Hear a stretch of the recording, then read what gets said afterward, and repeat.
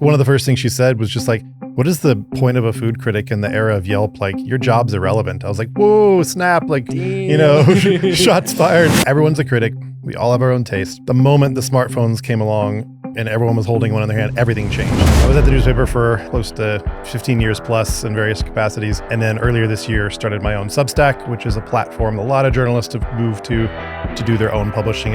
Looking around on a Sunday or Monday in Colorado Springs, it is so hard to find stuff that's even open. Right? Like some people just tailored back their hours after the pandemic and never seemed to reopen them. So we're a quiet little town still for a big city. Yeah. And like, I know Rabbit Hole stays open and Chiba Bar. There's a few, like if you know, on weekdays?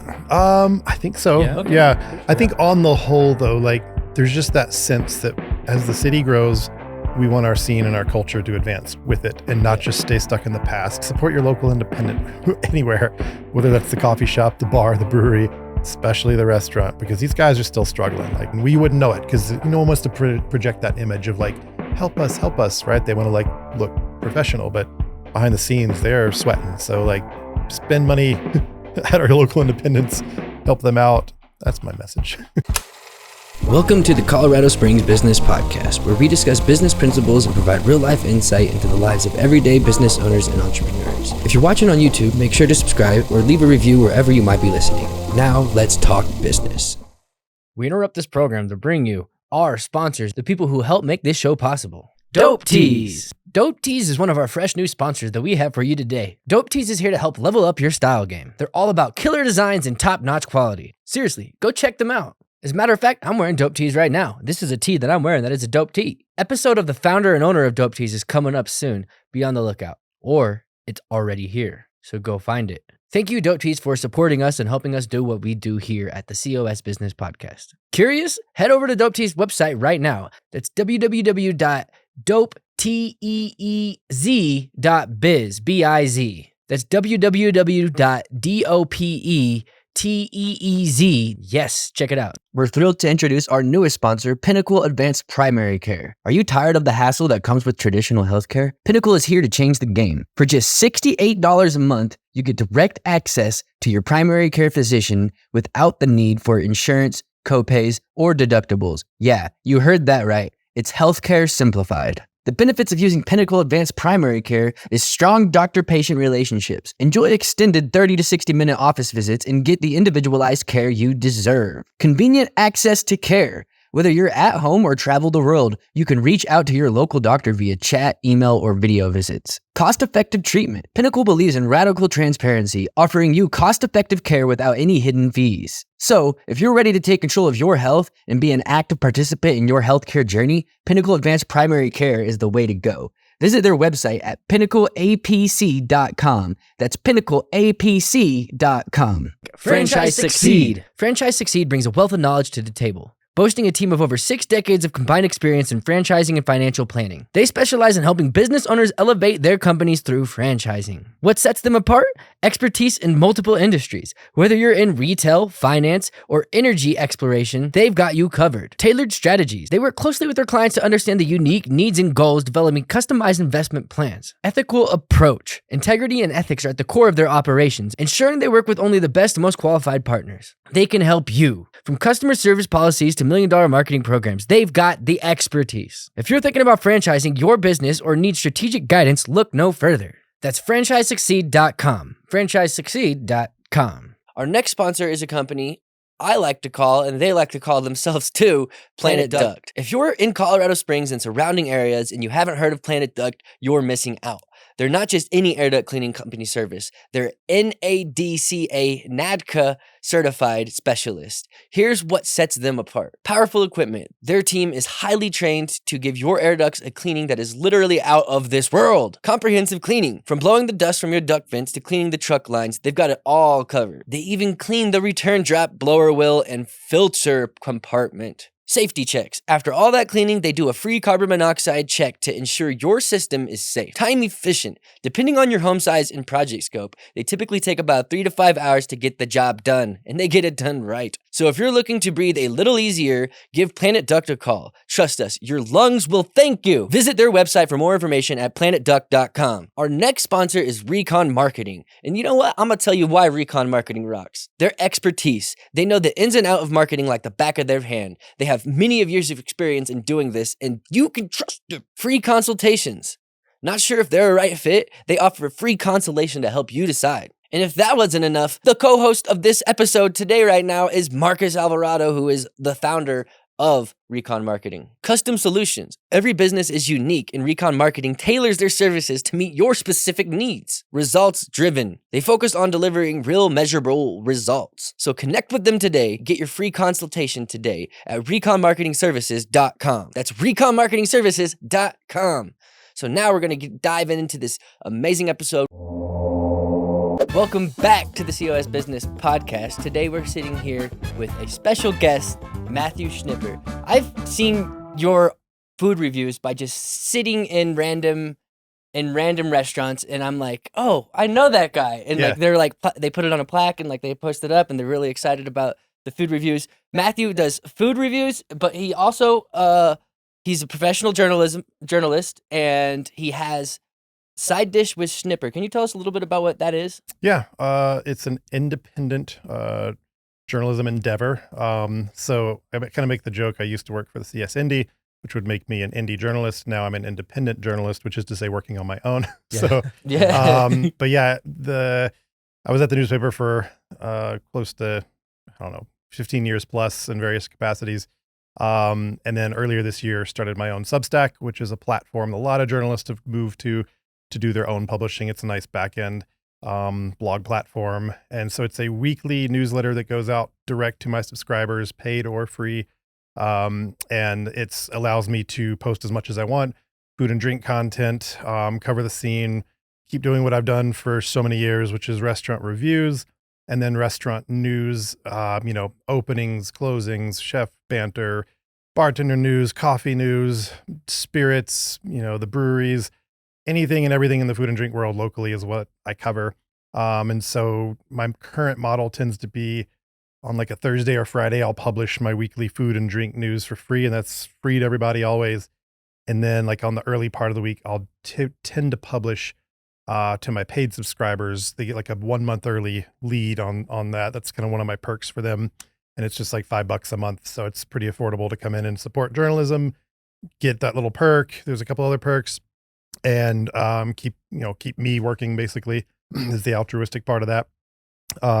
But that content usually is more like the review stuff and stuff I want to put behind the paywall temporarily. So yeah, Side Dish is just what I want to do to invite new people come aboard.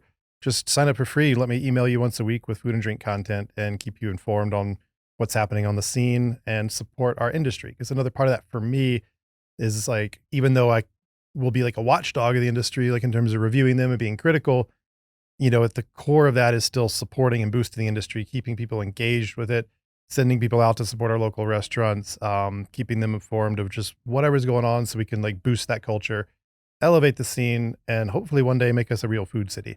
Because that's sort of, the jab there is that critique of like, we're not a 24-hour city. You can't go out and get stuff at whatever, 2, 3 a.m. if you're in the big markets. And you look at around on a Sunday or Monday in Colorado Springs, it is so hard to find stuff that's even open, right? Like some people just tailored back their hours after the pandemic and never seemed to reopen them. So we're a quiet little town still for a big city. Right. If we're supposed to outpace Denver, but you can't actually eat anywhere on a Monday night, that's kind of interesting, right? So I don't know if you guys saw the industry bar that opened nearby here.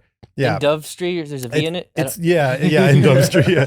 So that's in the old like mining exchange, the gold room. Right? Yeah. But so Jay, the owner of that, he comes from like the sushi industry locally. Like he's really, beloved over there with his venture. So he's got this, his whole concept was like trying to grow the scene. He's like, we're going to be open 2 a.m., 7 days a week. Like we want a place for people to come all the time. If someone has a birthday on a Monday, they need to be able to celebrate somewhere. I'll be that place. So like he's aiming to capture that and basically like acknowledge that we need to be the next thing. Yeah, And Tony's so, was the only other one like on a weekday that you could go to late, I think. And I don't even know how late they stay open on weekdays. right. Yeah. And like, I know Rabbit Hole stays open and Chiba Right. Bar. There's a few, like if you know, there's some places, but On I think- weekdays? I think so. Yeah? Okay. Yeah. Pretty I sure, think on the whole though, like there's just that sense that as the city grows, we want our scene and our culture to advance with it and not Yeah. just stay stuck in the past. And that's across the board from what's being served and like, stodgy old food or like 10 years ago's trends instead of today's trends, and then just again, like access, availability, diversity of content, like how many more burger and fry spots do we need? How many more pizzas do we need? How many more tacos do we need when we're already saturated? Like that. Lots of tacos. Yeah, that We market's got lots of good. And those. there's plenty of great options. Like, and I get it. Like you could kind of put one in each neighborhood so it's Mhm. accessible to a certain crowd or whatever. Same with breweries, coffee shops. Like everyone wants their little local thing you could walk to. And when we look at like European places and walkable cities, Mhm. that would be fantastic if we were actually out of our cars, all walking to our little neighborhood things and supporting them, but we're not yet. And Mhm. so, yeah, I just think about when you think about the town and how you slice it up with different parts of town and stuff too, that could justify some of that. But on the whole, we are not, I don't think, seeing enough diversity of new things coming in, except maybe in the food truck market, right? Like you Mhm. get the Filipino trucks and we have the new, there's that new Hawaiian spot over near Brother Luck's old spot, which is cool. So we're getting like little, so that's some, one unique little island culture there. And Mhm. here's some, foreign Southeast Asian food coming in from here. But there's so much we could do that's not a fried item Mm-hmm. that has been done 100 times around town and so often done it at like a really middling level where it's not going to make you drive across town for it. Mm-hmm. Again, being critical. Yeah, that's what you do. Right. So you're very, very worldly. You have a lot of experience with different taste across the world, right? That's a good question. Yeah. So what I did, I worked in the industry for almost 10 years. I started when I was like 15, still in high school. I actually got my start as a bag boy at Piggly Wiggly. So that's technically in the industry because it's a grocery store. Yeah. But Yes. I went to go bus tables and be a food runner at a fine dining, like Italian restaurant when I was 16. And that got me my intro to the industry. And so during my high school years, I worked there and did everything really, like kind of worked my way back into the kitchen and did those roles. And eventually came out here for college is what brought me to the Springs. I went to CC. Even then when I was From a where? student, so I was in Birmingham, Alabama. That's where I grew up. Okay. Wow. So I do actually still have a fondness for some Southeast cuisine and culinary and like some of the classic Southern food. Although I'll be the first to tell you, I don't find that the most healthy food. There's again so much fried stuff, so Oh, much yeah. whatever. It's nice in small doses, but you can't live off that stuff and feel really great, in my No, no. opinion. Good barbecue though. And then, but yeah, once I got out here and was in school, I worked at El Vicino back in the day when that was downtown. And then I moved over to 32 Blue when that was a thing, which was that nightclub. We were there for like 3 years maybe. Music venue that eventually became Thirsty Parrot, and now it's like Studio 32. Yeah, and yeah. I think Illegal Pete's is eventually supposed to open downstairs, and it's just been like waiting. I looked that up on Reddit. Like there's some things that are just going on with that. It was For real. supposed to be like last fall, I think. Yes, Or last yeah. spring. Yeah, yeah. And is the word like everyone just keeps saying soon, but I haven't even heard It was anything. permits, I think. They had like some they had to get the right permits. I can't Huh. remember. I told you guys. Do you guys It was remember? definitely regarding permits. I don't Okay. remember Okay. anything else. Yeah. beyond If you look that. on Reddit, you have to do like the actual like Yeah, digging, to find it. That's but, yeah. hilarious. Yeah. Yeah. I know that the picture that they have on it is so disgusting. Like a mouthful of cheese. Like Oh, That's what I'm talking about. It's like just heavy comfort food. You want more of it? Here you go. Like you're not going to feel good. And it may after be that. good. I never had it, but yeah. I haven't either. I know it's a thing. I know it's like Fort Collins, Denver, like Yeah. all up the Front Range. Yeah, I worked there when it was 32 Blue, and then I hopped over to a fine dining place called Sencha, which is now Arby's. That's really depressing. Over Oh. on like Over there? Nevada across from Okay. White Pie. That used to be fine dining. And the chef I worked for there now is at Carter Payne, which was one block behind that. Oh, Brent. Brent. Oh yeah. Mm-hmm. So Brent Beavers. So I thought it was Mark. I thought the head chef or Marcus was is sous chef. Yeah. Oh, sous chef. Okay. And then although I think he's about to take off and pursue his own venture soon, so I Oh, might have some wow. news on that soon. But yeah, that's where I do my third Thursday sip with Schnip thing is at Carter Payne. I got off track a little bit. I'm going to get back to the travel question. So basically, No worries. that was my trajectory here in town. While I was in the industry doing that, it was a great time to travel because I could, wait tables, save cash, build up my little bankroll, put my stuff in storage for a couple months, and then go travel. Mhm. So I, got to Europe a couple times and got abroad. So honestly, that's been one of the most informative and valuable aspects of my past in terms of like giving me a better perspective of the scene. Like I don't often have time to watch a bunch of food TV and read all the latest magazines and keep track of all the social media. Like that's a whole full-time job just to study that stuff. There's too much going on. And again, in so many markets and all over. So I just go back to like, things I learned when I was in the industry, foundational knowledge, a general knowledge of like what's happening here and how we're informed by the bigger markets, even Denver as it trickles down. But, I do appreciate like when I go get sushi or something or go to Chiba Bar, like I've been to Japan, I've been to the izakayas, I've been to nice sushi over there and cheap sushi over there and little corner things and these little things that we don't even have that are like, oh, that's their version of pizza, kind of. It's this big thing and you fry it on the whatever. And I was like, wow, we don't have that. I haven't seen that here at all. Like when I was in China for a 2-day layover, phenomenal food. And I was like, oh, this is Chinese food. Like this is incredible. American Chinese is not that. Like it's its own I've heard thing, that. but it's, I don't love it. Usually it's oftentimes like a little greasy, a little this, a little that, like, it can be good, but like, it's never really grabbed me. But 2 days on the street in China, and I was like, I could come back here for months and just eat. Like it was so good. So it's experiences like that kind of give you just worldly viewpoint, and not in some arrogant schmarmy way. I just mean like, if you've been and you've seen the authentic thing and then you come and you see the interpretation, Right. you just have perspective, and it could be good or bad. It's like, well, hey, you might be fusion. You might take an inspiration from here and do this thing here. As long as it's delicious and good and we're happy, great, like awesome. Things don't always have to be traditional, especially if you introduce it as such. And you're like, hey, I'm not claiming to do the authentic thing. I'm like, Mark Henry and I were, he always gets upset because people were like giving him shit about roosters. Like, oh, you're the white guy making ramen or whatever. What do you know or whatever. And it's like, do I have to have a special pass to do this thing? Like plenty of people are making other foods and it doesn't have to be like cultural appropriation in these contexts, like chefs have been knocking chefs forever. There's no patent on that thing, right? Like everyone's standing on someone's shoulders in that regard. So like, I just think that's what we see is how all those experiences filter in. So for me, yes, I think about places I've been. What did it taste like there? What was it like there? And from my limited experience, you can't fly in for 1 week and pretend like you're an expert on anything. Right. It's just like, no, but you got to bite, you got to taste, you got to have this here and that there. So anyway, I'm so glad I did that because it's harder and harder as I'm now running businesses and like, adulting is so hard to get abroad for that length of time anymore. And, so I really value like the early days travel, when I could glean more of those experiences and bring them to here. But anyway, yeah, I just think it's good to temper that with expectations. Like come here and come in with a open mind and let things be what they're going to be and try to give it a blank canvas chance to like stand out in some way or do what it's going to do. I don't want to go in after all these years with a lot of preconceived notions and with some, this idea like, oh, this is going to be a bad one or this is going to be a good one or whatever. Cause I just don't know. I've seen good chefs kind of execute some poor stuff. It could also be an off night. You never know if 2 people didn't show up for work and they're just in the weeds and things aren't executing at the right level. And you can then also see some things that are just hole in the wall that you think you're going to be like just another meal. And suddenly they're like, that was so good. Like I got to tell 10 people, right? Like, so I'm always happy to be surprised in this town and it happens. So Nice.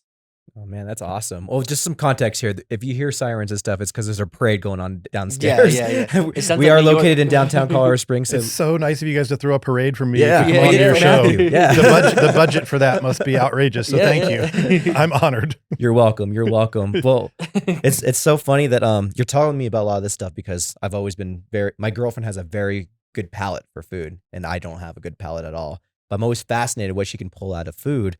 And I think it's always funny because the whole old saying of, everybody's a critic, right? You get the Facebook and Google reviews of like, oh, this tasted like this, the service was this, but they're not a food critic. So for like our viewers out there, like what is a food critic? Let's start there. Oh man, that's a good question. I'll start too with telling you something funny since you mentioned your girlfriend. So the day that I essentially like hit on my girlfriend, my current girlfriend, Yeah. before we were dating. Lauren Hug, cut to our episode, cut to a clip. That's right. And so then I was like, okay, I'm going to start a business. What's my business going to be? That's right. I basically we were at Brooklyn's for like a cocktail tasting. And we had like had a few drinks, whatever. So I was loose and I was just like, hey, across the bar, like just not sloppy, but nothing elegant. Yeah. So she was kind of like, what is this guy? But like when we started talking, like one of the first things she said was just like, what is the point of a food critic in the era of Yelp? Like your job's irrelevant. I was like, whoa, snap. Like, shots fired. Damn. I was just like not taking it. I was like, actually, I'll tell you exactly what my relevance is. I was so, it was like right off the bat, we had like that good, like, playful tension, I guess you'd say. But For sure. honestly, like I will say the same thing. Everyone's a critic. We all have our own taste, especially in the era of Yelp and TripAdvisor and all these things. The moment the smartphones came along and everyone was holding one in their hand, everything changed. Mhm. And I was working in journalism before that era. Like I was still on the flip phone, I was in the transition time. So like, I remember when we started blogging and when we started to be able to do reporting from the field and tweet things right from the meeting instead of have to come back to the office to like download it and then put it out. Right. So that's the thing. Like every restaurant who opens their doors should be worried at any moment that they're going to get a review from anybody. So you should always be at your best and you should always be presentable and everything down to like Windex your windows and make sure it's clean and sightly when you come in and don't have the trash can in view of the whatever. And, wipe the tables and all the things. Like be presentable, be at your best, be serviceable, like friendly, have a nice staff, be informative, know your answers, whatever, and put out delicious food. Just be awesome. Like whatever you can do, be whatever you are, the best you can be, right? We all see how human people are and how that's not the average day in so many places, right? Like there's little eyesores, there's, stuff comes out cold, stuff comes out late, stuff comes out missing something. Like, again, it's just humanness, right? So, I feel like my job, maybe like on the professional level, is I think a couple things. One, things online are suspect. We don't know who wrote it. We don't know if they're a friend of the owner, chef, whoever, an enemy, someone who got pissed off and just wants to write a mean review to be mean. Yeah. We don't know much about that. They might be like, have a lot of reviews or whatever, and you may develop some rapport with some online Google review or whatever, but I just think they're suspect. Let's just say like we don't fully know. Whereas like coming from a journalism background where we're in a newsroom and everything's essentially copy edited and vetted and we're trying to make sure that we never commit, slander, libel. We don't want to get sued. So we're fact checking. Yeah. If we don't know, we don't know, or we'll put in the transparency note. We're not going to just speculate and editorialize. And that's what you see in these other contexts. So I like to say that like coming from a formal approach, there's a credibility, there's an integrity, there's an honesty to it. And especially then again, like I can build rapport with people. If you've been in the Springs since the early aughts, like I've been, and you happen to be picking up the indie regularly, like I've got readers who've been with me 15 plus years. They know my taste, so to speak. They've seen enough of my stuff where they know when they can read between the lines now, like, he's really not that thrilled about that place. He didn't say anything that mean about it, but he's not thrilled. And then you'll know when I'm actually like gushing and you're like, wow, that guy doesn't usually get that superlative. He really likes that place. Right. So there's times where I think that rapport helps, but like, I just think having that consistency and credibility of a respected platform creates the difference maybe between the professional critic and the amateur. Because it's not really about taste, like like you're saying. Well, hey, I don't taste as much as my girlfriend does. There are some super tasters out there that are wild, right? Like there's these high level sommeliers who can get these advanced wine degrees that are just insane. They take a little sip, they tell you where the grape was, all the things. Wow. They know the season. They could tell you about the limestone that's 200 miles away, all the stuff, and you're like, that's insane, right? I don't have that palate for wine. I don't claim to. I'm good with certain things. I know where my weak spots are, so to speak. But then again, I also just come from an everyman approach. Like it's sort of like, hey, this is what I think. These were my taste of the experience. I totally recognize yours could be different. And guess what? Yours are valid too. Like I'm not right. I just have my opinion, right? And so, but I would also say like my industry background helps in terms of understanding a little more about behind the scenes. And like, I am more willing to give a lot of leeway and try to find grace points and like, be like as nice as I can be, knowing that things may be a little messed up for whatever reason.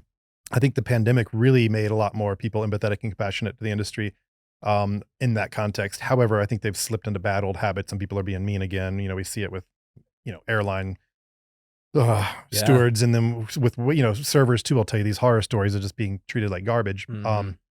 But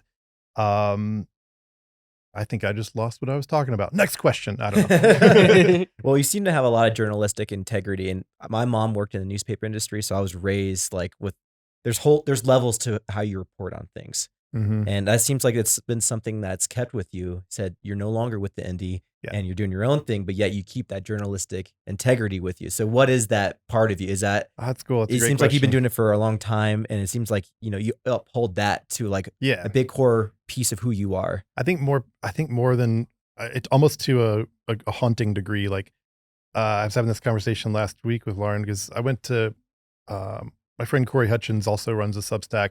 Nice. He's a professor at or guest professor at CC. I went to talk to his journalism class last week, the intro to journalism for the students. And so we were talking about these kind of topics. And in a way, I absolutely I'm coming from a journalistic approach, journalistic background. But on Substack and my new platform and some of the way I'm restylizing it, it's like it's not the same product. It's not the exact same rigidity of the hard newsroom. And there's a Nice. little more leeway to basically become a hybrid product. But it's so important. I cannot lose the integrity of it or give anyone any moment to question whether it's really pay for play or any kind of like, non-transparency in terms of funding, sponsorships, whatever. Like I'm so rigid about that because I'm worried that like, oh, what if people think I sold out because I'm now got a Ranch Foods direct ad in here every week? Well, play it out. Like, why would I have sold out? Like, I need sponsorship or I'm not going to exist. Like, someone's got to Mhm. pay for the content, and I can't afford to do this just volunteer. So, yes, I'm working on monetizing. I'm working on building, not just my paid subscriber base to be one piece of that pie of financial stability and long-term viability, but more like, I do want some supportive businesses too to help underwrite this product. Mhm. But big but I don't want to create conflict of interest one-to-one with restaurants. So if Yeah. Jack Quinn's gives me money and says, hey, we want to be an advertiser and promote our happy hour, well, that's going to have to be a conversation because it's like, if I take that money, then I really need to take Jack Quinn's off the table or off the plate for review and say, well, I'll write about them on a news context, but I'm not going to critically review their stuff because now we're doing business. Right. Mm. And that's got to be that has to be a decision that I make editorially and as the all hats publisher, accountant person, whatever. Like it's just me. So I have to decide, is Jack Quinn's offering a lucrative enough thing that warrants taking them off the table and that doesn't lose me any respect for my readers or whatever. And hopefully everyone knows or sees it and pays enough attention to understand what I'm doing and why I'm doing it. If I'm transparent about it and I message it and say, hey, these are the Mhm. decisions I'm making and why. Mhm. But at the same time too, maybe if Jack Quinn's is only saying, hey, we want to work with you for a month to promote, St. Patrick's Day, I'll be like, cool, but I kind of don't want to remove you from my review options because that's a one-off thing. It's not maybe lucrative enough. Right. And maybe I think that they are so pivotal to our scene that I want to keep covering them in this way purely, right? Right. So these are the kind of decisions I'm going to be up against. And like, so I do agree I'm hybridized now. And here's another whole slippy topic, but like people will be like, well, you're just an influencer. I'm like, ooh, I don't know. That's a tough word for me. Like, I don't agree entirely. Although technically, if you study marketing, which you do, you know what like a nano influencer is compared to these other things. So like, yes, arguably, if you look at the definition, I am a nano influencer because I'm a tastemaker on the Colorado Springs scene who, says good or bad, go or don't go, Mhm. in lesser words or more words, actually. Your That's name is placard on. yeah, my restaurants. name's on the restaurant. So yes, I get it. Like technically I have nano influence on this marketplace. They, when I've written some of my meanest reviews, people have been like, they're not going to go. They're not going to go spend their money. That's the utilitarian service of a restaurant review. If you have like one time to go out this month and you have a babysitter and you want it to count, then you're going to look over at my stuff and be like, where did he like? We got to make sure we get a good date night tonight. We don't want to risk our one night a month away from the kids and have a bad meal and be disappointed, right? So like I want to have a utilitarian purpose with my work, but I just think now I'm just lost the top again. Oh, the influencer thing. Yeah.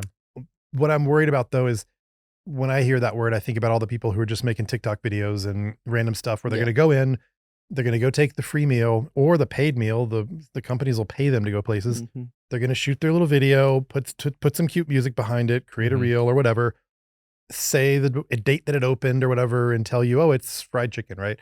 That's it. There's no interview with the chef. There's no depth of where they Right. come from. There's no context of like the real reporting or journalism, right? Like it's literally just a snapshot of like a thing that exists and it's more visual and whatever. It's its own thing Yeah. that's serving a whole other purpose. For sure. And that's fine. Like I don't want to be too grumpy about it. Like it could exist and do other things, but I don't want to be misconstrued or have people think that's what I do, because it's not. Like I'm still doing actually like the old school holdout, like long form journalism more model. Long form for me is like a full cover story, 5,000 words. I'm not doing that right now. That's not my current model. Right. I'm more like a 1,200 word, 1,500 word story. That's like an average review length, let's say. And newsletters are probably double that because there's a lot of content in there. But it's just like the influencer thing is just sort of swoop in, swoop out. And I want to stay kind of like what you're doing with this show. I want to get more in depth, take a moment and give these people their due. And like someone just put a ton of money and time into creating a restaurant, right? Like a lot of risk. These are entrepreneurial endeavors. Yeah. There's so much risk involved. Like running a restaurant is living on a knife edge, like constantly, right? Like people, slow night, Small margins. small margins, uncertain. You don't know how to staff because it could be dead one Thursday and like 100%. slam in the next Thursday. You could study your books and there's just no way to know. It's so fickle. So, I want to give them credit for all that and say, hey, what you're doing is really hard. And I see that. I know this. I've been in that world before. So I want to come in with a lot more, again, like ready to give grace, ready to find the positives, be honest about the negatives. But like, I don't just want to destroy businesses and tear things down and be unconstructive. How are we going to advance as a scene if we don't still champion the good, point out the things we do like, and try to elevate that and send that message, right? Like, so if we can like come from that place of like love and like respect and all that, right, I can still do that. And yes, it's not an it's like, it's all things at once. I can be constructively critical and honest, but also look for the positives and then create enough of a balance in that as a write-up to be like sincere, trustworthy to my readers, hopefully. And then again, like if it creates influence and I become an influencer that way, great. But I just don't want to have any confusion that I'm not putting in the time to do the deep dive, because I am. Yeah. so you're okay with being labeled as an influencer as long as you maintain the reputation that you've kind of built. I think so. And just like the keyword, that journalism background, I think coming to what I do now from a journalistic background, I think that hopefully helps create the platform of like, and I think it is just a lot of inside baseball. I'm not sure the average reader, we always say the average reader, like it's a person, right? But like, I'm not sure they pay close enough attention anymore to care, to know, or to even really understand the back end. Like if your mom was in the newsroom, like, this because you grew up around some of this, but not everyone does. And not everyone cares. I mean, that's something else that's a little bit depressing. The Axios people, the Denver branch now, but like Axios released this book recently, The Smart Brevity. A lot of people are reading it. I read it.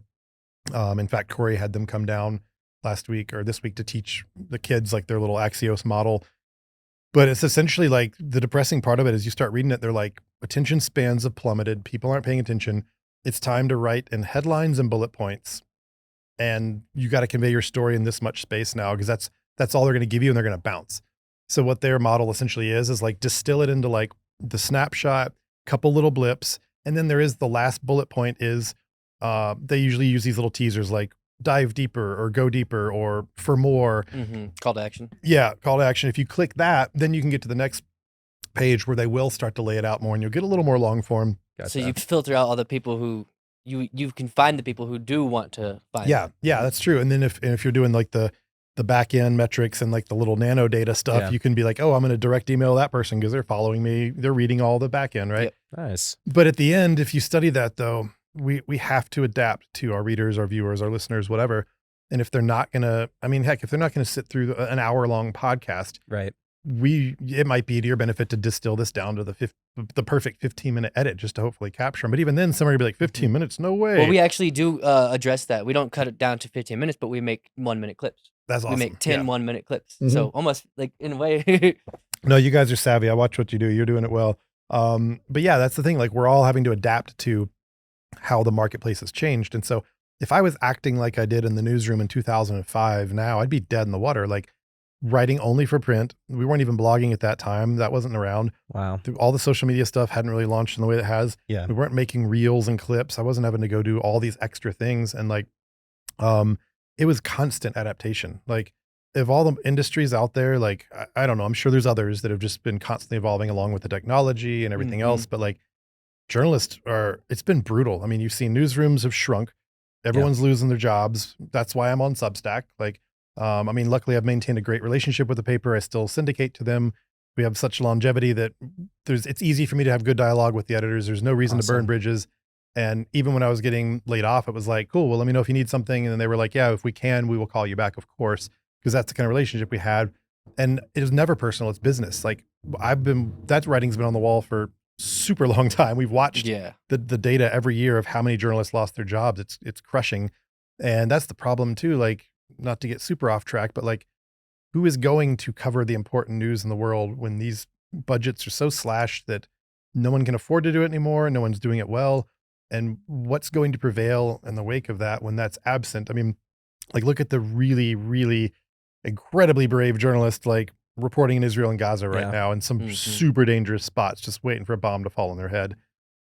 And they're not getting paid super well, I imagine. Like, it's like, it's a thankless, people are putting their lives on the line in belief of the duty, right? So just like cops or firemen or whoever else put their life on the line to do their job. Like, there are journalists who do that at the high level of that kind of, journalism. I'm not doing that. I'm doing food and drink. Let's be very clear. I'm not comparing myself to them, but you want to be able to make a living wage wherever you are, doing whatever you are. Right. Arts reporters, culture reporters, like, those are some of the first to get slashed because people are like, well, that's not the important news. The important stuff's the city council and the school board and the district races. You're like, yeah, it is. That's the politics. That's the power in town. That's the money in town. Right. We want to be tracking the developers and all those things. If you want to do like the inside the city thing, which is important for like transparency and public oversight and, anti-corruption and all the things. If we want to change systems and make them better and less profiling, less racism, less this, less that, like, those are all super important. But that's what I've seen in my experience in the newsrooms is like, that's what we keep because it's so important. Right. But when you lose culture, well, that's vitally important too. Go talk to any arts organization about their missions and what they accomplish and how they educate young people and how they create appreciation for the arts and what that does for our well-being and our health and our like vitality and like mental health and everything. Like, it's so complex tied together. And it's so sad to me to watch the industry decline and shrink and shrink and shrink. And for me, like, I saw it coming. I tried to prepare. Years ago, I started renting a room in my house on Airbnb. I was like, I need some other income because I don't want the bottom to drop out of this and just leave me on the street one day. Right. So thankfully, I created some other side income a long time ago that is even continuing to support this effort. Like, I wouldn't feel this comfortable launching a Substack just day one with no capital, just start it and start working if I didn't have at least my base bills paid through something else. To me, like, diversification, like, we're all hustling, right? Like, if you don't have 2 or 3 gigs going and they're diversified, like, you're at risk because nothing feels very certain in that regard. So the journalists I know, or those of us still working or trying to adapt like this, we're scrappy. We've already been on notice for a long time that it's not that we're irrelevant. We're vital. We're just not being treated like we're vital. Right. And so Substack for me is just the way to like figure out how to do it on my own, how to get it hopefully long-term sustainable with enough financial support that makes it like a true career. Like, I don't want this to be a vanity project. It's not a hobby. It's a passion, but I say I can't really afford to just do it free. And it's, and to me, it is worthwhile. It's valuable public service. There's utilitarian to the reader, but it's also who else is going to do it at the level I'm trying to do for the businesses. And that's not to take away from the little things they will get on TV or a little bit of radio and the other print. And the influencers. Like, it's not hard to get 8 or 10 influencers to show up at your opening and take pictures and do their thing and tell their little bases. And you might get a ton of eyeballs on that. That's great. Like, that's good for the business too. But again, at the end of the day, I do believe, if I'm not tooting my own horn too loudly, which would sound good in the parade right now, by the way. You got a good background music. I would. But like, I do believe I think I'm going to take it as deeper than anyone, more complex and try to find the whole story and do like that real reporting on the thing, Mhm. with an attention that not everyone has, time for or whatever. The station's not asking for a 5-minute segment. They're asking for a 30-second segment or whatever. So I get it. But like, so anyway, I want to be that guy who people still know as like the true food journalist in town, You're a like I want to professional, still own Matthew. that. You're a Yeah, professional. I It's try. different. It's different than Joe Schmo. Like you're a professional. If someone really wants that and they know, like, and trust you as they have through your reputation over the past 20 years, they're going to go to you. And again, you're right. You got to have those top of funnel types of things. You got to have the micro clips or whatever. And then like the people who really, really care about you, they'll drill down to the in-depth, robust review that you do. That's just how it works. And so there's always going to be a place for you in the market. And this Yeah. market's changed so much, right? I mean, Yeah.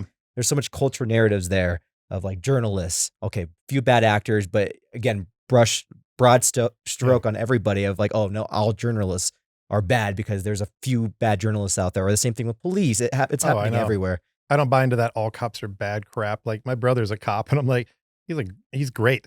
And I know for a fact that all cops aren't bad. So let's not do that. Mhm. Let's not perpetuate not the play that negatives and game. like, yeah, like super negative. It's just, again, it's tearing it down without even being ready to build something in its place. Like, so I agree with you. Like, sure, there's bad actors. There's a bunch of chefs that got Me Too'd. Doesn't mean all chefs are bad. It just means Exactly. some needed to stop yelling at their employees and saying creepy things to women. Like, and I'm glad they got balanced. Like, we have to change the culture. So You can't hit your employees? you can't do that. Not anymore. Now, I mean, granted, back in my day, I got yelled at a lot by chefs. That was just the way it was. Like you just Yeah. came up, I don't know, it was like militaristic. You're just like, you're Yeah. going to get screamed at. But I always wondered, why is there a need for this? Like this doesn't help anything. People don't feel motivated when they get yelled at. Like those guys didn't have time to sit there and read the business manuals and stuff. Like Right. Mhm. they're chefs. They're not necessarily business people, but like, man, that was the industry has long needed to go through some reckonings and some things and get better and detoxify and hope. And I think a lot has happened. Got a ways to go still, I'm sure. Nothing, things happen, but I'm glad we're having those conversations more and that these movements have come about to at least bounce the worst actors Mhm. and get the dialogue going.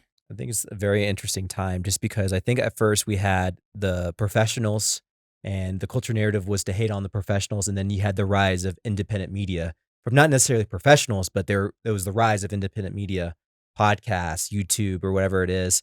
And now what you're seeing, and it's just interesting, it's been the past few years, is that a lot of those professionals are leaving those professional jobs and they're starting their own independent media. Yeah. And so now you're seeing the professionals get into the space of independent media. Mhm. And it's just a beautiful thing that's really coming because now it's like, wow, like this is getting some journalistic integrity in the independent media space. Yeah. Podcasts, YouTube, Substack, all these things. I love it because Yeah. again, I grew up in that type of like world of like professionals reporting on something, Yeah. giving a non-biased, objective opinion on things. And I think it's really cool. I think it's a great time and space for you right now. Well, it's also like you can interact with your audience so well on Yeah. these platforms. It's so personal and in a way that we couldn't back in the newspaper days and print that was Yeah. just really rigid and stiff. And there was just always this wall between us. And now, yeah, I mean, just that ability to like, I'm a little more casual and I don't like, I hate the word irreverent. I can't think of a better word right this second. I don't want to be like, I'm so irreverent, Yeah. but like, I'm a little bit more loose in my newsletters where I break the fourth wall all the time. I use a lot of first person. I share a lot of personal photos, like anywhere I'm out judging an event or doing anything publicly. That's sort of my outro, like some pics from around town, almost like the social pages. I want to have my community see me out and about doing what I do so they feel a part of it. And then hopefully they join me. I want to see them at these events. I want to get them out and plugged into these things. And like, When's the next one? oh gosh, what do we, next week I've got on the 16th, I've got a bar battle at Tipperary. So I'm doing monthly bartender battles, with Sean Fitzgerald over there at Tipperary. And we're doing, this upcoming one is round 5 and we've got District 11 against the Archives this time. Oh, nice. So each business sends a couple bartenders. That's pretty cool. We put them through rounds and they get secret ingredient like, hey, here's your challenge spirit. Other than that, it's open bar, go. I usually am co-judging with a rep from Southern Wine, or Southern Glazers Wine and Spirits. And then they'll usually bring in one of the people from like one of the spirit companies. So we've had like, random tequilas, great whiskeys, all that stuff.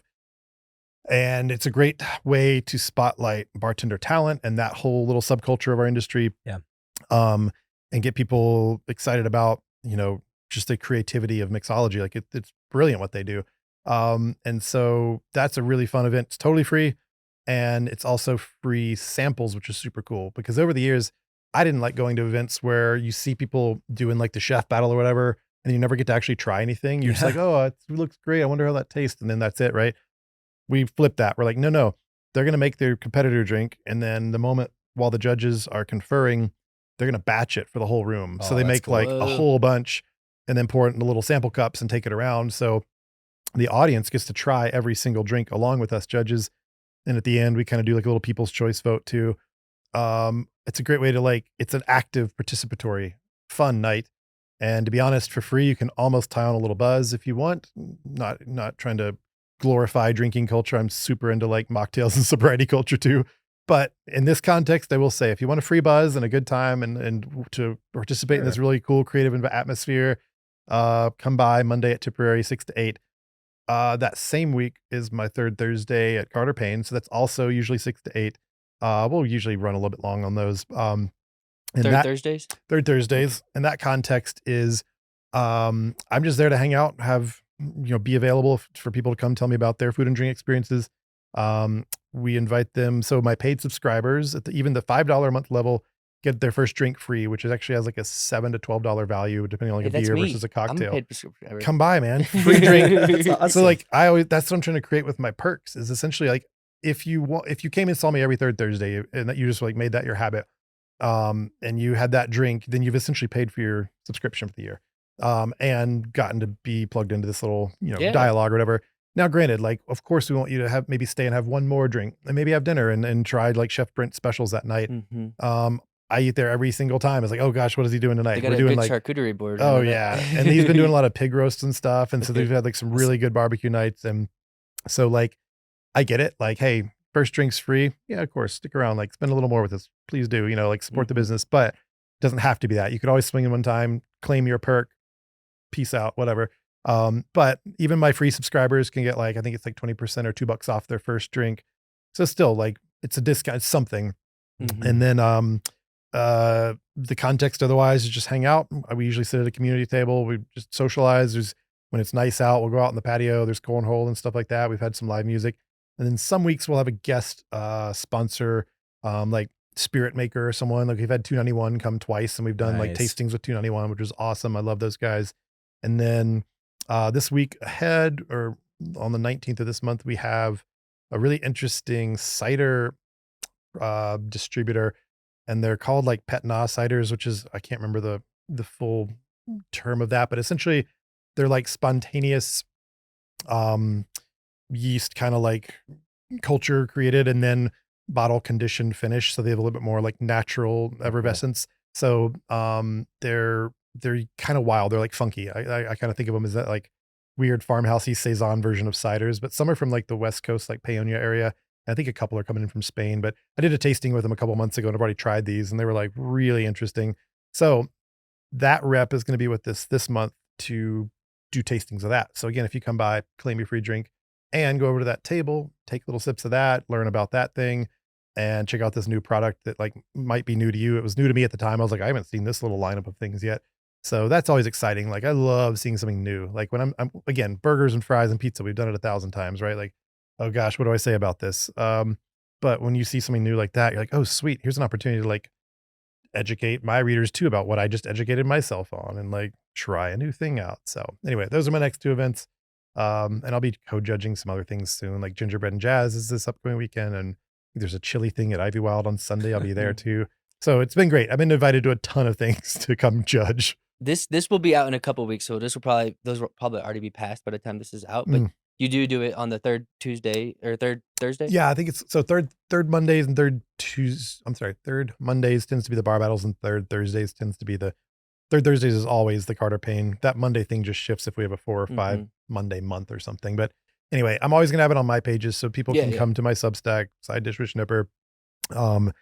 Click open one of the recent free newsletters, scroll down. Usually my upcoming events are at the bottom, and then you'll be able to check things by date. And I'm usually starting to promote those 2 weeks, 3 weeks out and just remind people, hey, bar battle's coming up. So if you missed this one, no problem. We can talk about December's coming up, that kind of thing. For sure. Easy. So we're going to keep these things going. I want to create that consistency where like people can expect and know that there's at least one place, one time where if they want to or care to interact with me, that I'm available. I think that's another thing back to your question, like about what these other platforms provide us with engagement with our readers. Like, Right. and since I'm in my own market, since I'm not doing national stuff and I don't, some of these reporters, doesn't matter where they are. If they're doing this bigger stuff, they can be anywhere.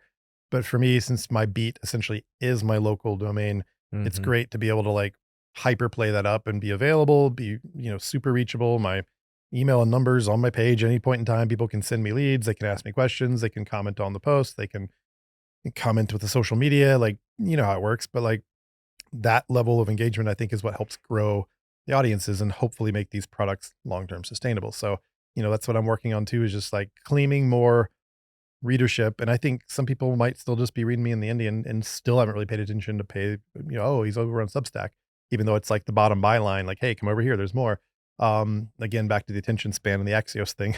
So, I want to try to make sure to just constantly message like availability, openness, here's where to find me. Like, this is how we do it, right? Like repetition, just keep planting that seed. Mhm. I have so many people who will read me, follow the socials, and then I find out, but you're not subscribed yet. I'm like, no, I don't think I am getting your emails. I'm like, but we used to work together. We know each other. Like, even some people I know, good friends, are like, aren't yet subscribed. It's like 7 months wow. later. I'm like, dude, sign up. And so, and if they sign up, I'll give them their little sticker in the moment, and then they get their cute little side dish with Schnipp Look at that. sticker. So, Face-to-face hey, if right you want there. the sticker, just come for the sticker alone. Like, you may as well. Find me at Third Thursday and you'll get a sticker. Anyway, that's even for free subscribers. That's how we do it too. We bait them with stickers. That's good. Yeah. Always good tactic. Yeah, there's definitely your audience is out there. Even though the attention like may have shifted, there's still the people that would love to subscribe and be paid subscribers. It's just a matter of finding them, and Right. you can shift. It's going to take some work to find them, but they're out there, and as long as you continue to grow that list, I mean, you only need you probably already have the math worked out, but like a specific amount of paid subscribers a month Mhm. to hit your goals. You Yeah, know? I would say right now, I mean, let me say this too. I'm off to a really good start. All metrics, if you open up my little metadata stuff, all the graphs are I'm going to do it this way for the camera, traveling up in the right direction. Yeah. Slowly, steady, nothing's plateaued. It's just slow growth. I hope there'll be a tipping point where that just suddenly spikes and Yeah. something happens. Mhm.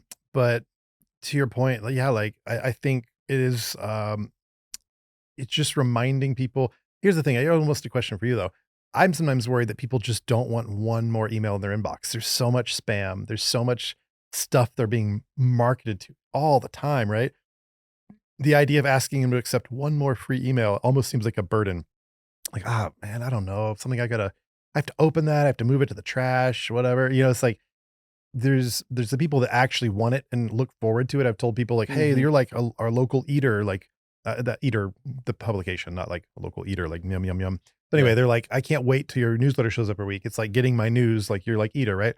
Great. That's my perfect target demographic. But Yeah.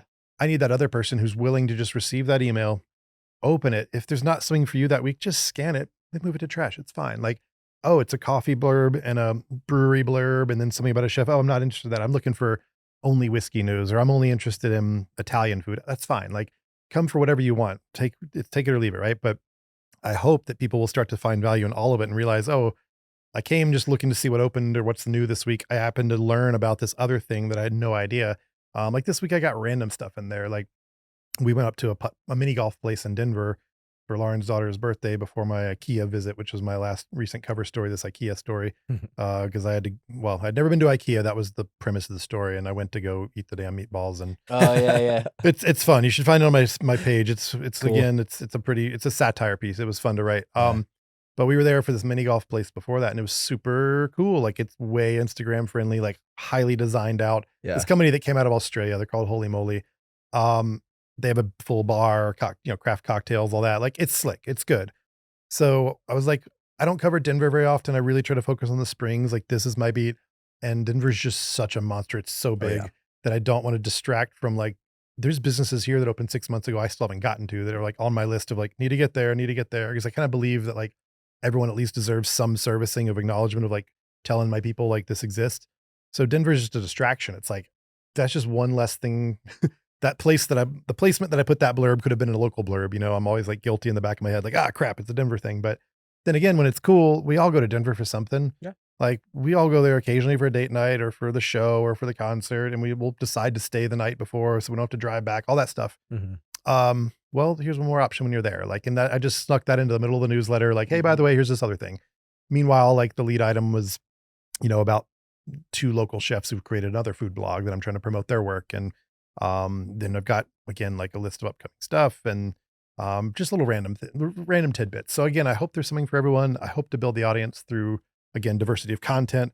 And then, yeah, like, I don't know. I mean, you guys are good at the marketing on your levels too. So you could put together some ads to attract the right people too. I mean, that costs money, obviously. Yeah.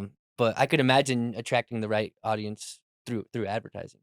That's true. And you thinking like, is it worth doing like what the paid Facebook posts or like targeting specific like foodies specifically? So you're like, and maybe even go another level down on that targeting to make sure that your ad spend is going to the right right place. But I could imagine like just using some of the things you posted already on Instagram. Just promote that story. Yeah. And I mean, it's the thing, like, I think all businesses get to that point where they have to start making these decisions. Like if it's just me, right? Yeah. One person. So at what point in my budget does it justify the spend on that for what outcome, right? So this is how you would break that down. So the cost to acquire 1 subscriber per month. If you could find a winning ad that for sure, if you spend this much money, it will bring in that 1 subscriber. If it's under that cost, then that subscriber will be there for the next month and the next month. And you got to think about their lifetime value as well too. Right. How long they're staying there. And I think too, there's that distinguishment between free and paid. Like if you could pay to net paid subscribers, then you would know you'd have like a capital reimbursement or whatever. Let's just say whatever, you put out a few $100 and you get 50 new free subscribers. Okay, cool. Again, how long do they stick around? Are they going to stay? And do they like the product? And will they be with you? But also, the thing I'm sort of working with in my early days and trying to figure out that metric is like, the value of the free ones is again growing the wider audience and creating. Honestly, it's the bigger metric number that you can take to the potential advertiser and say, "Hey, here's my audience," right? Yeah. But more and more, and Lauren will talk a lot about this too. We talk about this like. Those who are really savvy with marketing know that the metrics are only a little part of the story and they're overstudied, and too often that we give them way too much importance when we really should be talking about community building and like that face-to-face networking and like relationships and stuff that are so much more powerful and effective. And so like, but that's why people stay. Yeah. So I guess I mean to like, I had an example recently where I was trying to reach out to a potential client. It was just like, hey, you have an event coming up. I wasn't aware of it. I'm in the world of this. I'm always looking for food and drink events. You barely popped up on my radar. I invited them to, hey, like maybe you guys want to place a couple ads leading up to this thing in my newsletter. I could also put that over in my content partner focus on the beer probably and get him to cover its beer related thing. So I just made a basic pitch. I was like, hey, like I see a thing. Are you interested? And the response I got back was like, well, I'm looking at your most recent post. There's only 2 likes on it. I'm like, oh my God. Like that is the last metric you should be looking for to find out if I'm an effective person. Like, and if this is the right audience for you. I have a niche audience of dedicated foodies who are really engaged. If we want to talk about, nano data and metrics and all that, like I've got a 61% open rate steady from the moment I started. Like what's the average open rate? You know this, like it's way less. It's like 10% less. Yeah. Even less than. So if I'm like 6 times the average open rate, then we know this is a dedicated audience. I can take that to anyone and be like, turn my laptop around. Like these people are opening this. They are engaged. They're here for a reason. And some of them are paying me to be here. That's a huge factor, right?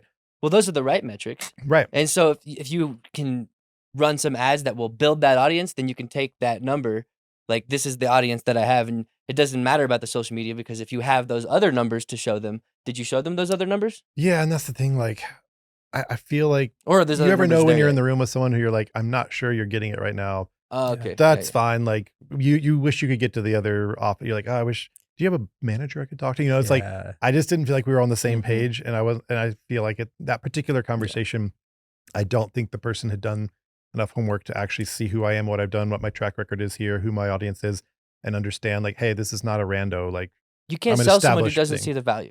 Correct. You Yeah. know? So I learned on that one, like, hey, walk Mhm. away. Let's go put some time into something else today. So anyway, I don't want to put too much emphasis on those metrics because I just think it's one part of it. Like Mm-hmm. the better value is just for me, it's on the journalism side. Like when something pops, I already have that person's number in my phone. I can just text them. It's so fast because I've already had that long-term relationship with that chef, with that restaurateur or whatever. I'm not cold calling them as a nobody and trying to get an interview. And they're like, who's this? Right. Like, Mhm. I mean, I will text with some of these chefs in the moment and have something up within an hour, with the latest little, breaking news in my world, which isn't that important in terms of like breaking news, like major political stuff. But I usually like to pride myself, and it's just fun to be like the first to tell you about, oh, hey, Folklore is closing, brother and Sean decided to shut it down. But now Illusion is down, or Mark's about to rebrand Kelly's into Wobbly Olive downtown. So now we're going to have 2 Wobbly Olives and 2 Illusions. And then Mark became the head chef there Cool. or the, oversight of all of them. So like all of a sudden you've got this big update from me on like multiple businesses and how it all works. And like, I'm to it first. And I think that's like old school journalism too. Like all in the newsrooms, we were all like, we'd love to scoop and be the first, right? Like Right. but that's even less important these days too. Like I get it. Like it's just more of a habit or something. Like we're going to be relevant even if we're a week later and we're still like giving you the summary. You may have already seen it on Facebook. The business themselves may have already announced this thing publicly and people have already commented a bunch of times. Then I can step in behind that, still do the interview and get you some more context. Hey, then Yeah. they said this, but here's actually a little bit more of the story. But I do love to just give you the whole thing right up front. You're like, oh man, like I'll follow Matt because he's always going to tell me that news when it's dropping about the thing. And I don't know, I feel like for the true foodies, they just love being a part of the culture too. Like it gives them stuff to talk about. If they're out with their friends and someone asks a question, they're going to answer that for them. Oh, actually, that's about to turn into so and so and so and so and this and this and this. Like, man, how do you know that? Oh, I read this newsletter.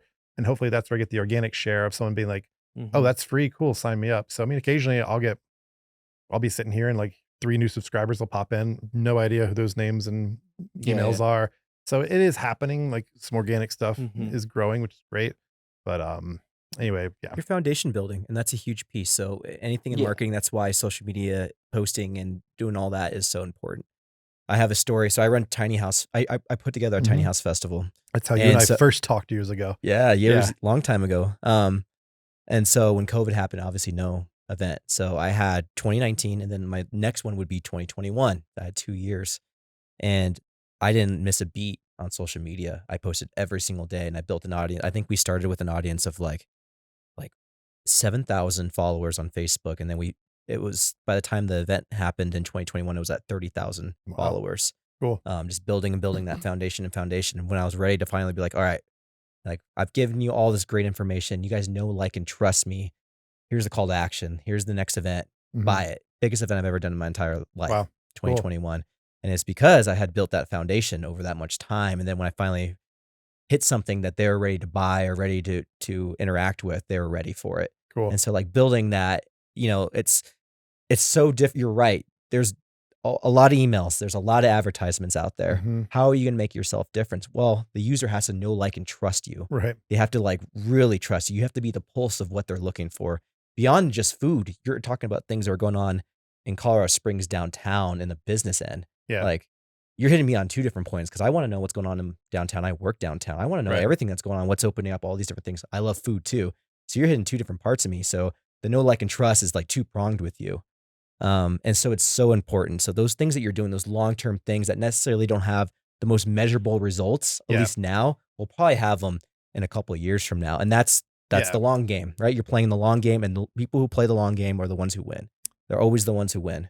Yeah, I think you're right. And that's part of what was really tricky about becoming an independent journalist and suddenly doing all things and wearing all the hats.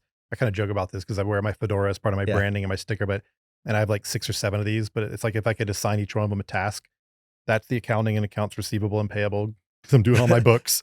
There's the publisher, there's the writer, there's the editor, there's the interviewer, reporter, there's the marketer, social media, sponsorships, like all of them. And I used to work at a newspaper where we had 30, 40 plus staff doing each one of these jobs or multiples of it.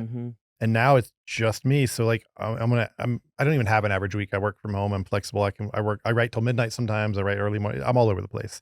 but keeps it interesting. But on a given week though, I wear every one of those hats. And Mhm. on a Tuesday, if I suddenly realize I finished my copy and I'm good to go to file the next newsletter, cool. What's next? Oh, I better follow back up on these leads, these tips I sent out trying to get more funders. And then social media, like you're just saying, like I try to post every day on my Instagram, whatever, just share photos throughout the week, republish each part of that newsletter's content uniquely, but that takes time. Like I got to get photos Yeah. off the desktop and onto the phone so that I can Sure. put them on Insta and put them into a reel because I can't do that on the desktop. So suddenly you're moving things from Google Drive or Dropbox to here to there.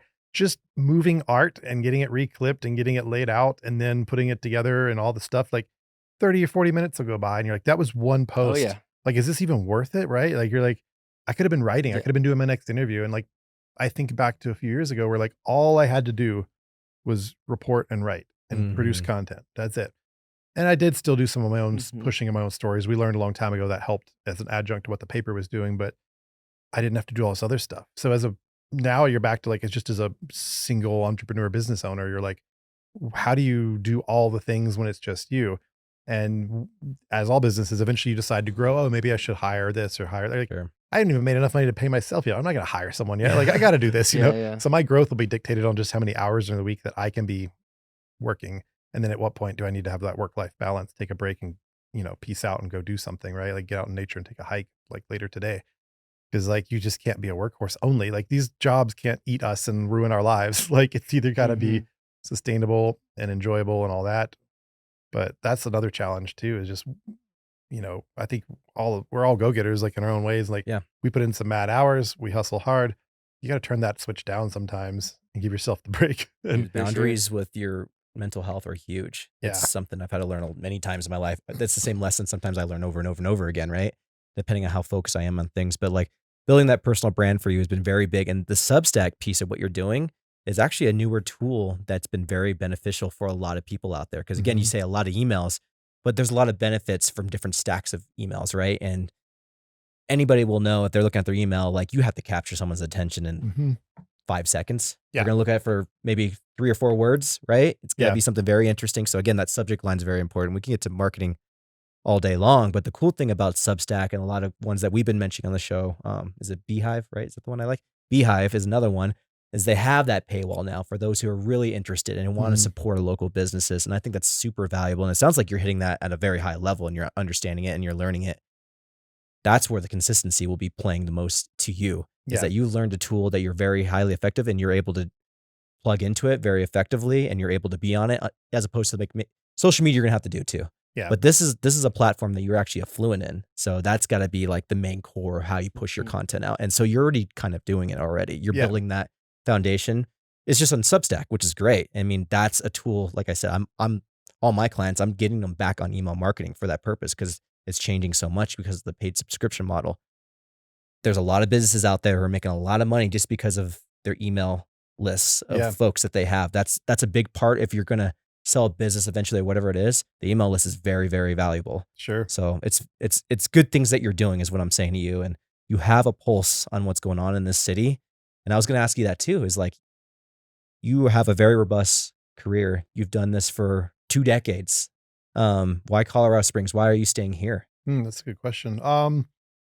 Gosh, some of that just relates to other peripheral lifestyle decisions, right? Like so many of us get here, you see the mountains, and you're like, oh, cool, mountains. Like I'll stay here. And such a Yep. livable city. I mean, I go back to the South. I have family back there and I enjoy visiting just like anywhere. Um, Somewhere in my heart, I'm just like, it's not where I want to live though. Like it's not calling me, right? I ended up here by default. I feel like after I got out of school, I just kept traveling and leaving my stuff here because I like didn't know what else I was doing. And I know it's like all roads kept leading me back here. And then by then I started to build more of a community outside of what was then just the CC bubble for me. Um, Honestly, like I went to remember going to grade school with kids who knew what they wanted to do when they grew up. Like I'll be a doctor, and they did. And I was like, holy, how they know that? Wow. Never known that. Like I feel like I'm always flying by the seat of my pants. So like I just feel like I kept living here, and then by default ended up here, and then realized like so many people like it's not a bad place to be. I love access to like nature, the mountains, like day trips to beautiful spots.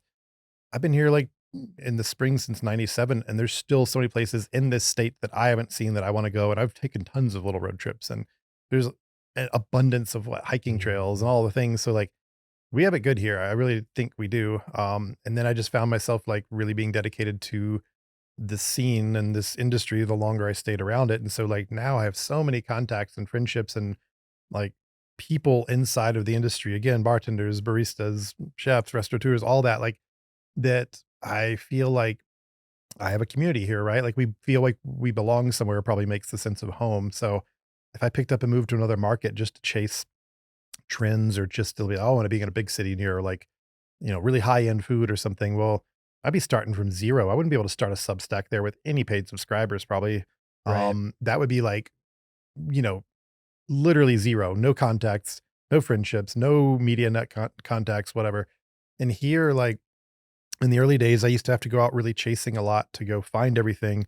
And nowadays, like the last couple months, like I have not had to, thankfully, I haven't had to work too hard to get leads because my phone just keeps ringing or I keep getting messages and Good like for you, man. people know where to find me. So everyone, like the food truck people have been messaging me like, hey, can we get to it next week? I got this upcoming thing. Nice. Again, the coffee shops, like everyone, like I'm already 4 weeks out in my planning just because people keep pot stuff keeps percolating up where I'm like, that's good. That could probably be a lead item or at least a secondary item. That's awesome. I'm already full for this week and this week. Let's plug it in that week. Timing should be good based on their opening, whatever. That's brilliant because then, yes, that frees up my time to be on the writing side or the marketing side or whatever else. So that's another reason to stay here is like, I've built this thing. I'd kind of be an idiot to walk away from it and I'd be starting from zero. And if I wanted to do this same work in another market, it would be like a long runway ahead of me to accomplish, to get going. But that again sounds almost like an excuse by default. But again, just back to the passion of it. Like I do love these people. I feel dedicated to this scene. Like I like playing this role that it's again complex. Like on one hand, I'm being critical, so it doesn't sound like I'm much of a champion if I'm being mean in one review. But at the same time, the foundation of the constructive criticism is so that something can get better, do better, and hopefully thrive. Like at its root, we want all these things to be amazing or awesome. Mhm. So a negative review is always a chance to take the notes and the criticism and do better, right? If you agree with it. I'm not saying they have to, but For sure. you could either get defensive and insult the critic and say he has an agenda and all these things, which has happened to me before, or you can take it in stride and be like, thank you. We heard you. We're going to work on it. Whatever. Like you can, the marketing side of that. You can be really crafty about how you respond Right. and engage people and even earn more followers because they see how like diplomatic someone is. But Yeah.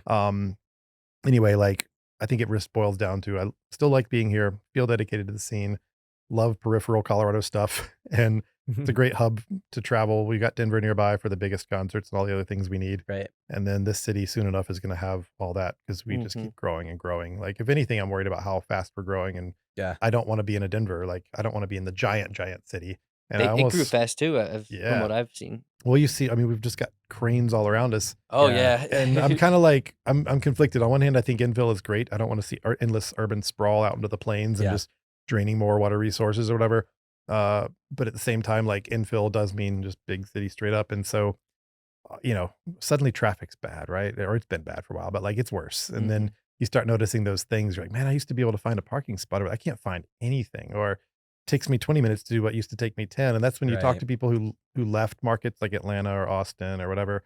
It's because back in the day, it used to be like that for them. They could do that errand in 10 minutes. Now it's 45. And Yeah. it's just like, suddenly the livable city feels less livable because you're whatever the respective story is. But yeah, we'll see where it goes. But yeah, I'm not out chasing trends to big cities though. Like I want to be here. I Same. love it. Well, but on the flip side of that, the city needs you. So just giving you a heads up, like we need these foundational players in order to be the city that we want to be one day. We Yeah. need the people who need to be long-term invested into the growth of the city long-term. And so I love it. I love everything that you do. I know you have a pulse of what's going on in the city, and the city needs you. You know, it's very, very important. And I'm going to flip some things on you here Yeah, for a let's do it. second. And I'm not going to make you pick favorites. Okay, Okay. But fair. I'm a big coffee person. I Mhm. love this city, and I've been in a lot of different cities in coffee. I think the city has a very, very robust I agree. coffee scene. But what is a good coffee shop that someone might not know of in Colorado Springs that they can Sure. check out? It's a good question. So I agree with you. Firstly, I think our scene in other categories, we have not yet advanced to where we need to be, but coffee arrived almost early. And so did, I think our cocktail culture, at least in some Yeah, spots, beer. is also top. And yeah, some great breweries as well. So we talk about this on my other podcast, not the one I produced with you, which was a true crime thing, totally off my regular wheelhouse. Awesome, by the way. Check that out. That was a great Yeah. podcast. Vulnerable creatures. Yeah, vulnerable creatures. That's I did put one link in one of my newsletters, but you'll have to find that on my other. I've got a If Facebook you search for that. it, if you search vulnerable creatures in It'll pop Spotify, up. yeah, it'll pop up. So Andrew Great produced podcast. that for us, and it's Yeah. it was awesome. And so people are not expecting a true crime out of the food guy, but Lauren and I co-wrote that, and Mhm. her That's expertise great. is huge in that. But back to coffee.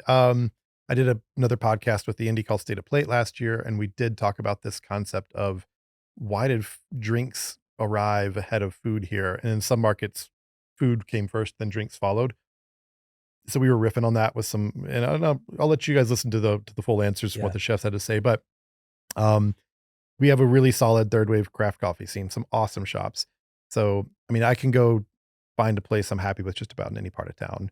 And downtown's full of them too. Mhm. So back to your question though, in terms of one that people may not have heard of, I mean, we know Building 3, we know Loyal, we know Story, we know, some of these bigger like switchbacks, like Yeah. the You switchback. about to say your favorite one? Oh, we'll But see. so those are like really established and trending, right? I think people haven't yet discovered some of the smaller, still craft, like and now to get really nerdy about it, like you have your like second wave, like your Pete's Yeah. and your Starbucks. Then third wave was all this fancy stuff, and wave stuff's annoying, but like, I think we all know when you're somewhere between a Starbucks and a Loyal Coffee or a Building 3, whatever, where you're like, it's good, it's not great. This is probably not the $10,000 espresso machine. It's probably the $3,000, and they're not quite dialed in on pulling their shots right, and they aren't adjusting their grind according to the humidity and doing all the like really nerdy micro stuff. So you know where you're at, where it's like, it's good, it's not great, but we have a lot of great. I think some people still haven't discovered Frankly, which is just on a weird little stretch there coming like across from Cerberus. Do you know Frankly? Really? On the west side, huh? Yeah. Never See, heard you of it, guys are no. shaking your heads. Frankly, I know a lot of is- them, but the west side, there's a few on the west side I haven't been all to. right, go over to Frankly. So, Brandon used to be like some version of business partners with Don from Story Coffee. Yeah. So in a way, there's a relationship there. They're buds. And he has a couple really like solid baristas with him that are like coming from some of the best shops. And some of those baristas are already splintering off and creating their own like coffee cart, this Cinchona thing, which I reported on maybe like a month or two ago on my Substack. You can find it. And but Frankly's a cool one. So like again, like really high quality in this tiny little shop on a strange little curve of the street where it's like, I think people just driving by it fast and they're missing it. And it's not like the easiest parking or whatever. But if you shop at Buckley's to get your like duck or chicken feed like I did, it's just right there. You can walk up and grab your coffee. Anyways, check out Frankly. That's a good one. I mean, also on the west side, since that's one you said you were not as familiar with, Carnelian's doing a great job. They're not too far around the corner from Jives, which is like a Yeah. long established little coffee shop. But Mhm. I saw Carnelian at the Taste of OCC, which they rebooted this year, just like your event. They take it a couple years off. Yeah. And they've got like a true like chefy guy who came from like some more food experience, who's putting together some really like contributing to this really nice pastry program there. And the coffee's like well made, everything's like high end, and they're doing a great job. So those are two on the west side for you. I want to give you a couple on another part of town just to like mix it up. I'm always trying to represent different parts of town. Oh gosh, now I'm gonna forget the name too. Out east where Java Punk used to be. Did you ever check out I Java did. Punk? I like Java Punk. Yeah. There's someone in their space now that's also cool, and now I'm forgetting the name. I don't know the name of the new owner or a new place. Yeah, that one. I reported on that back in the indie probably like a year or two ago. I'll have to like It's awesome. search that one. This is the problem with my brain. I can see it visually. I know exactly what I'm like Mhm. looking at. I can picture like they have these little 70 stripes on the wall. Then sometimes I'm like, it's just the name is escaping me right now. It's been and I'm- 4 years since I've been to Java Punk. That's crazy. Yeah. I'll think of it. Anyway, there's one out there for the like Powers Powers crowd of like corridor, yeah. actual like craft coffee out there. And then, north, there's another cool one on the like Voyager Monument area. Like, so between like the Northgate exit and like the YMCA on that Voyager stretch in there. And guess what? I'm forgetting the name of that one too, but we'll find it. Anyway. I'll pop up a link or pop up a picture. Yeah, I should have brought my phone in here with me so I could search it. So good dude up there. That's if I can't think of the name, that's worthless. Oh well. I'll put the name in there all right. in post. All right, we'll Trying pop to it think up. What it was. Yeah. Decadence used to be around. Decadence closing, Yeah, and they're I do close. have some news on that very soon that I can't share yet. But Uh-huh. by the time this I'll be able to talk Yeah. about Well, it. we got to start getting wrapping up anyway. So Yeah. So yeah, is there anything else you'd like to talk about? Well, let's see. We covered coffee on that one. I know like Springs Mag just put out their top brewery list that like Ryan Hannigan, my content partner for Focus on the Beer, contributed to, and Carrie Simonson of the Downtown Partnership contributed to. They had invited me to, and I was just slamming busy. So I said, a thank you, but no thank you. I couldn't do it right this second. But anyway, so I think that was a shout out to some of our best breweries. And Awesome. we were fans of like, some of the long established ones, like the flagships. Like you got to pay homage to like the Bristols and stuff who in 93 like started it, like, and Phantom Canyon started that year too. Mhm. But Urban Animal and Metric, some of those new breweries are great. As I was just saying, the craft cocktail scene, I think, is also, have some really like, We're big into that too. We like the craft cocktail stuff. So yeah. So I think that we've arrived for that. I don't know. I mean, again, not favorites, but I just love to call out like some of our better, like again, back to like the diversity and like more international cuisine type things. Like I've been a long fan of Yushina, which is that Ethiopian food in Okada City. Like hers is phenomenal.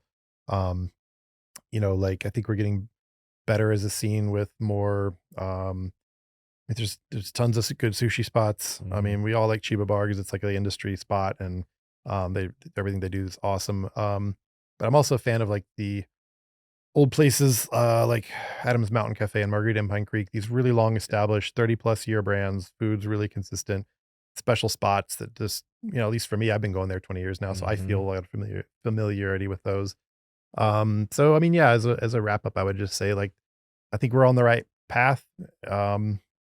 We have some examples of arrivals in certain segments of the industry. And as always, one of my long-term worries is just the growth of the fast food franchise chain markets kind of encroaching on the last local independent And the big shops. celebrations that we put on for them too. But Yeah. we don't do it for the Right. the small ones. Once again, marketing and budget, right? Like when Oh, you have, yeah, when you have budget, yeah. corporate coming in and being like, oh, here's our event. And you're always giving, for that day only, you're giving money to Care and Share and doing all this stuff and whatever and blowing it up. But then like a week later, it's just business is on, right? Like, and it's just another place, another strip mall serving another thing. right. I try not to be too grumpy about it. Like, hey, they employ local people. They Yeah. do fund our local economy.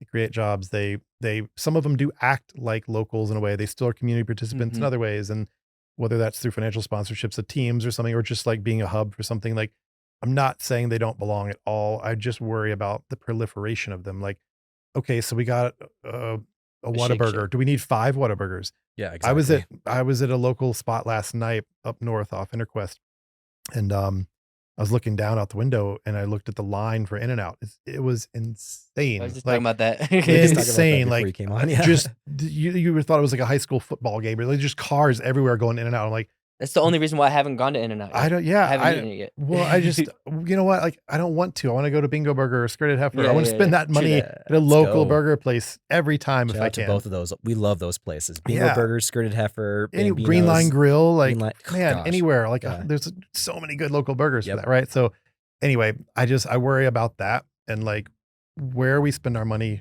matters. Where you vote with your dollar matters. And my readers are always going to see me riffing on this. Like, Mhm. whereas again, to be balanced and fair to all, these franchises can have a place. It's fine. I just don't want 5 of all of them all over town because the franchise agreement allowed them to do this thing. And like, Mhm. and then the town just only shops there, right? Like because you came from California or Texas or the common places people move here from, and you brought these things with you and you want them here too. Mhm. Like, I don't want to make Colorado, Texas or California. I want to let Colorado be Colorado. So let's still celebrate our green chili at Salsa Latina or wherever you want. Mhm. Let's still have the Slopper Burger. Let's still be us. That's all. Like, support your local independent anywhere, whether that's the coffee shop, the bar, the brewery, especially the restaurant, because these guys are still struggling. Like, I talk to them all the time, and like margins, again, like you said, razor thin. And some of these places are just like really struggling, and we wouldn't know it because no one wants to project that image of like, Mhm. help us, right? They want to like look professional, but behind the scenes, they're sweating. So like, Yeah. spend money at our local independents, help them out. That's my message. Amen, brother. Well, where can we find you? Let's see. Side dish snip esteemed.substack or at Substack, whatever. If you just Google side dish Schnipper, you're going to get that one. Schnipper for the audio. Great. SCHNIPER. I've got a Facebook page as well for that. There's an Insta for that. And then I do still have my personal Matthew Schniper pages as well, where people have found and interacted with me. But easiest thing to do would just be to sign up for that free newsletter, because it's going to come right to your inbox and you don't have to worry about it anymore. Like, it's just going to come to you every week.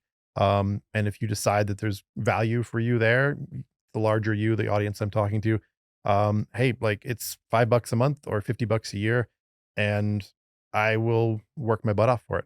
I promise. So that's what will keep me doing what I do, is literally finding more subscriber support as I'm out there looking for higher sponsorships. But I'm just super grateful for my audience and those who've already come along with me. When I launched, within like a week and a half, I had my first 500 people. It was huge, like arrival of people. It was awesome. So big gratitude for my longtime people. And I definitely feel that support, and that's what keeps me going. But I definitely, again, with that little balance, like I was just talking about, without sounding desperate or worried or weak or anything else, because I'm not. At the same time, I look at that long game strategy, and I want to be long-term sustainable. So I do need to continue to put this emphasis on growth and financial underwriting and all those things to create the stable platform that says, okay, cool, I built the thing. Now I can just do the work again and get back to the writing, and maybe even produce more writing if I'm not out marketing, that kind of thing. So I think in time, that would be my goal, is to sort of shift that back to like more production. So anyway, that's all. Like, find me, sign up, even if it's for free. I'm grateful to have you, and grateful for you guys to have me on too and talk about all this. And it was a joy to riff with you, because you guys are pretty plugged into the scene in your own ways. And obviously you talk to a ton of businesses, and I see you participating in the downtown scene. I've seen you guys out shopping. We've eaten at some of the same places. So like, anyway, it's just cool again to create community with you guys and be on this. So I'm grateful to be here too. So if there was one headline to entice people to subscribe to your list, what would you say? You probably already have it written. One headline, man. In terms of like a tagline, like what you're coming for, or you mean like some existing content that would be like, or you could think of it on the spot, or something that's existing, something that would encourage someone who's watching right now to go to the link in the description, because you can find it. That's where we'll put it. And why should they? I think of I think it's the weird stuff. I always want to lead like with a good headline to make people be like, what is he talking about? All right, here's a few randoms. I'm gonna like shotgun this one. Like last week I interviewed a master blender for like Sazerac Buffalo Trace, who's like working at the highest level of whiskeys, who's like the dude behind like Pappy Van Winkle and all those things. I mean, he and his team, I should say. Nonetheless, so like I'm talking about one of the most respected people in the whiskey world. And he was just here last week at the Broadmoor, and I sat down with him for an hour. And like, so I think about like a thing like that. That's like, you should come to me, because if you're one of those bourbon nerds who is always out looking for the $1,000 bottle online or whatever, and you're trying to find those aftermarket deals, and you're getting in line at the liquor store trying to catch that bottle while it's still $100 before it becomes $1,000. Like, I got something really special for you. But I also think about like, this IKEA story. It was this, again, satire piece, but like, you know, my sub headline was like how I popped my lingonberry at IKEA, which is, I thought, pretty risque and funny. So like, that's me. Like, if you want to come have us like a good laugh, it's like, this is how I'm going to treat this content. And like, I'm going to, you know, walk you through IKEA as a food reviewer and talk about the meatballs. Like, that's rando. But it's also like this week's headline, like, I have a picture of me on a bicycle with an ET replica essentially in front of the moon. And it's like, awesome. What am I looking at? And that was actually at the mini golf place. But point being, like, that's my lead image, is it looks like I'm like riding the ET scene. So like, I think like it's stuff like that where like, it's a little like entertaining and unique approach to food and drink. So it's not just boring, like this open and here's what they do. I'm going to give you color. I'm going to give you commentary, content, personality, and the behind the scenes info and all that. And then also I'm going to give you an opinion. Like, I have an opinion. I am biased. That's the point of a critic. Like, here's my bias. Here's what I think. Right. So that's what you're going to get is like basically, like, I'm more than ever before, I'm having to brand with myself and me. And in the past, when I was just a writer at the paper, I could hide behind my computer and be the secret critic, you know, like in the big markets where no one knew who was the critic in New York and all that stuff. Right. We're in a town where that doesn't work. Like, I got to be the reporter and the critic. So like, I'm already going to know the person because I interviewed them before they opened. And then I got to show up 6 or 8 weeks later and do that review, right? So like it's Yeah. kind of hard to hide behind that. We're Now also in it's a like, year where that's important. yeah. So like now, like my face is everywhere. Like people are Personal going to know brand. when the critic Let's go. walks in because I'm branding with it. Yep. And that's just another thing. It's like, all right, well, I'm still going to do what I do, and they can try to change the meal in some way, but like I'm going to, whatever. I'm going to call that out if I see it. Like I'm going to try to find the experience you find. But anyway, that's it. I'm going to give you color and commentary and personality and like a really fun, vibrant, engaged, active community of foodies. So it's not just about me. It's about who else is on there that you're going to be able to engage with and be like part of this cool cultural scene that's just was one little niche part of what it means to be in Colorado Springs right now. You know, it's just like, but you know, not everyone plays a certain sport. Not everyone's into politics. Everyone eats though. So I believe I've got a really universally approachable and interesting beat For because sure. you guys eat, you guys drink. And even if you're like, even if you think you don't have a sophisticated palate, I bet you're better than you think. But even if that, you're going to have an anniversary or a date night or a birthday or something, and you're going to want something special. And you're going to, you know, like, and you're going to hopefully look to someone like me and be like, hey, what in here caught my attention in the last 6 months that we have to go do? So if nothing else, just use me as a calendar planner. Yeah. You know? So Or because they've been subscribed, when that event happens, they'll already like, oh yeah, there's that place that Matthew was talking about. yeah, totally. I mean, Mhm. that's why our pop-up at Bingo with the Diavolo concept worked, I think, because we did so much pre stuff and then you followed up too with some great post stuff and like, but we had a great attendance because people were plugged in, they were paying attention, and they knew, hey, like one day only we're doing this cool thing, like be here, and they showed Mhm. up. So that's cool. Like we're getting, I'm seeing the feedback, which is encouraging that like I'm on the right path. We're on the right path, and like, so yeah, we're gonna grow this cool thing together, and Sweet. yeah, enjoy many more fine food and drink in this town. So go to the description right now and go subscribe to his newsletter. And then come see me and get your sticker. Yeah. All right. Well, this has been the Colorado Springs Business Podcast, and we'll see you guys on the next one. That was great. What a great interview, man. That was awesome. Sorry, I probably talked long. Should let you get